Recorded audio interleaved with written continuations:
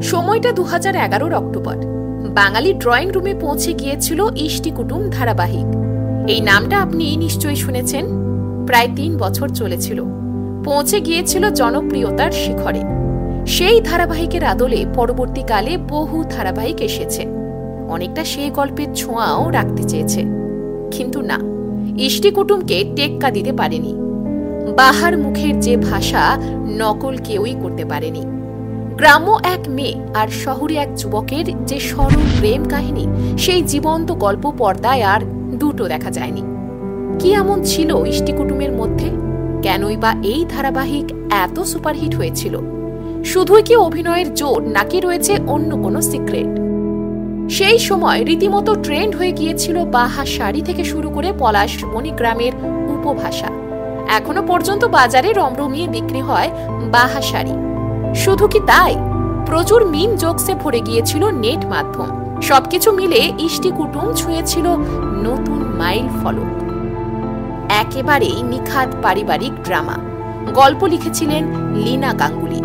মেগার মুখ্য চরিত্রে অভিনয় করেছিলেন রনিতা দাস এবং ঋষি কৌশিক। পরবর্তীকালে কিছু সমস্যার জন্য ধারাবাহিক ছেড়েছিলেন রনিতা। তখন বাহা চরিত্রে দেখা যায় সুদীপ্তা চক্রবর্তীকে। অপরদিকে গুরুত্বপূর্ণ অথচ একটু ধূসর চরিত্রে কমলিকার ভূমিকায় রীতিমতো বাজিমাত করেছিলেন অঙ্কিতা চক্রবর্তী।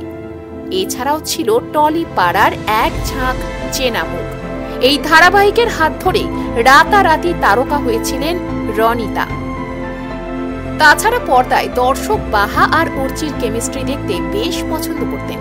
সিরিয়ালের চরিত্রগুলোর সাথে নিজেদের মিল খুঁজে পেতেন। গল্পটি একঘেয়ে না হয়ে সময়ের সাথে সাথে পরিবর্তিত হয়েছিল, যার কারণে খুব সহজেই ইষ্টি কুটুম দর্শক ধরে রেখেছিল। ইষ্টি কুটুমের আগে টেলিভিশনে এই ধরনের গল্প খুব একটা দেখা যায়নি। স্বাভাবিকভাবেই ইষ্টি কুটুম ছিল দর্শকদের কাছে বেশ নতুন। তার উপর বিয়ে, সংস্কৃতি সম্পর্কের জটিলতার সূক্ষ্ম দিকগুলো দর্শক মনে প্রভাব ফেলেছিল। শহুরে ছেলের সাথে আদিবাসী মেয়ের বিয়ে এবং তাদের সম্পর্কের জটিলতা হু হু করে বাড়িয়ে দেয় টিআরপি। এছাড়াও তুলে ধরেছিল উপজাতিদের জীবনযাত্রা থেকে শুরু করে সংস্কৃতি, ঐতিহ্য। স্বাভাবিকভাবেই নতুন অভিজ্ঞতার স্বাদ পেয়েছিল দর্শক। আর তাই তো আজও মানুষ ইষ্টি কুটুমকে ভুলতে পারেনি। বলুন তো, ইষ্টি কুটুমের অর্চি অর্থাৎ ঋষি কৌশিককে কিছুদিন আগে একটি হিন্দি ধারাবাহিকে দেখা গিয়েছিল। সেই ধারাবাহিকটির নাম কি?